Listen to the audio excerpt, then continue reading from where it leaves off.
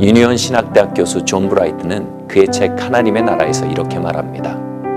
신약 성서 신앙에 의하면 예수가 행한 기적은 우연한 일이나 부수적인 사건이 아니라 그의 인격의 핵심적인 사건이었다. 치유가 나타나면 항상 기록되는 말이 있습니다. 하나님의 영광이 나타났다. 하나님의 영광은 하나님의 본성, 하나님의 성품을 의미하는 단어입니다. 치유는 하나님의 성품을 드러내는 창문이었습니다. 즉 치유는 병에 눌린 백성에 대한 하나님의 긍휼과 사랑의 표현이었습니다. 바로 치유는 그분의 백성을 향한 극진한 하나님의 러브 랭귀지였던 것입니다. 어떤 사람의 러브 랭귀지는 선물입니다. 어떤 사람의 러브 랭귀지는 스킨십입니다. 그런데 하나님의 러브 랭귀지는 치유입니다. 그것은 그분의 영광을 드러내는 것이어야만 합니다. 존 브라이트는 이어 이렇게 말합니다. 거짓 메시아라는 자들은 표적과 이사를 과시하는 사람들이다. 저는 개인의 카리스마를 뽐내고 사람들을 위해 군림하기 위해 치유 사역을 행하는 이들의 환멸을 느끼고 있었습니다. 그것은 유익보다는 폐해가 훨씬 더 커 보였습니다. 존 브라이트의 강력한 언어에 따르면 그것은 도리어 거짓 메시아들의 사역에 지나지 않는 것입니다.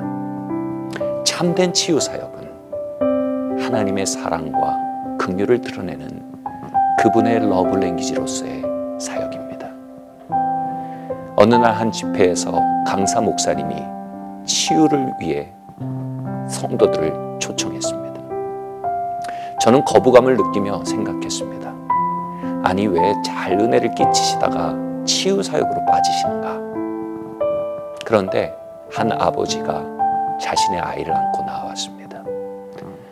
뇌수술을 간 마친 듯 머리에 붕대를 두른 채 환자복을 입은 6, 7살 나이의 아이였습니다. 아버지는 그 아이를 들어올리고 그리고 그 아이를 말할 수 없는 긍휼과 사랑으로 감싸 안고 기도하는 목사님의 모습이 저의 심장을 때렸습니다.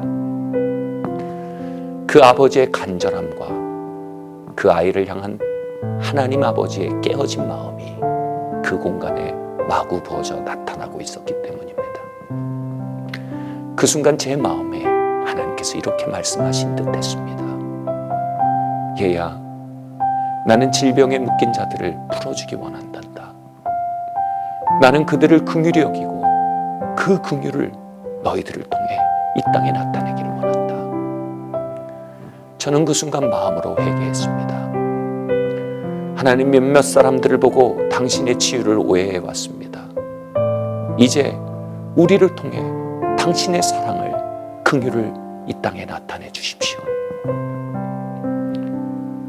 그 사건 이후로 저희 교회는 종종 병든 자들을 위해 손을 얹어 기도합니다.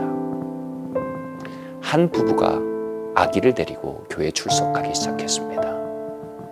아기는 뇌전증을 앓고 있어 웃지도 걷지도 반응하지도 못하는 상태였습니다. 그를 위해 성도님들이 손을 얹어 기도하기 시작했습니다. 그리고 아이가 급진적으로 치유되기 시작했습니다. 얼마 전에는 아기가 처음으로 일어나 걷기 시작했습니다. 의사 선생님은 이러한 급속한 치유는 본 적이 없다라고 놀라워했습니다.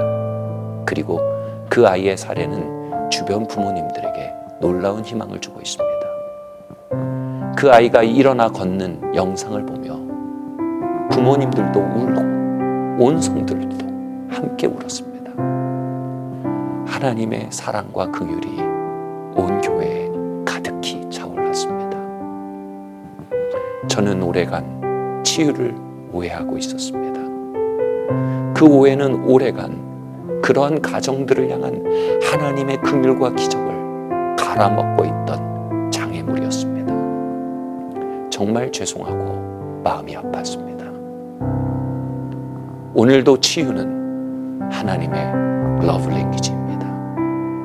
예수님 이후 2000년이 지났지만 그분의 러브 랭귀지는 오늘도 그리스도의 몸 안에 울려 퍼지기를 원하십니다.